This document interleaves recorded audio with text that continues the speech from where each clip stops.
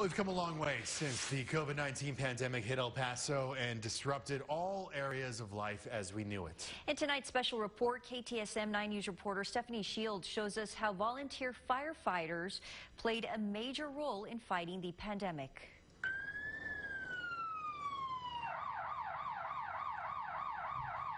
Every firefighter knows that they signed up because their job is dangerous.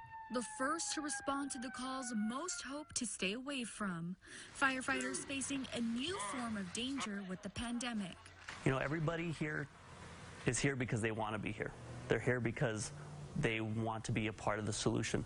But the majority of firefighters are unpaid. According to data from the U.S. Fire Administration, 70% of the country's firefighters are volunteers. One of our goals is always to make it seamless.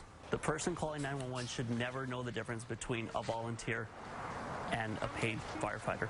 We're all professional firefighters, first and foremost. At the West Valley Fire Department in Vinton, volunteer candidates undergo a 6-month training period, learning hands-on drills and skills to respond to fire and medical calls. But COVID-19 changed the way it was done. All of our training went to online. So every single Thursday night, we would log in from wherever everybody was in town. We would log in and do some kind of a training online. Now, with about 80% of the department vaccinated, in-person training can resume. COVID has gone down recently.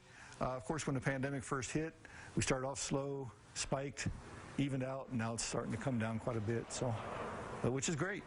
Volunteers need to don their gear and get out of here in 60 seconds or less when responding to a fire. But now with COVID-19, when answering medical calls, extra steps must be taken. Just got smart about the PPE that we use and just made sure that the members were wearing the appropriate PPE, whereas before they would go in maybe a pair of medical gloves, call it good. Now, of course, it's a little bit more than that. But PPE was not easy to come by, and the demand still outweighs supply to this day. When the pandemic hit, the prices soared. Nobody could have been ready for what came with that. A box of gloves that we normally buy for $8 to $10 were now $30. And with that, some El Paso County fire stations saw a drop of volunteers. Nobody realizes how expensive it is to run a department. We at DSC number 2 are maxed out at 10 cents for every 100.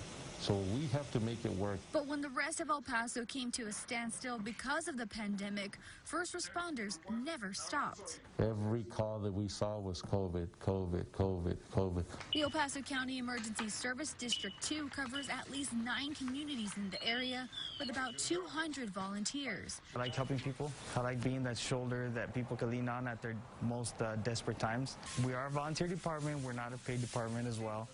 So everything we do, we're doing from the bottom of our heart. Stephanie Shields, KTSM 9 News.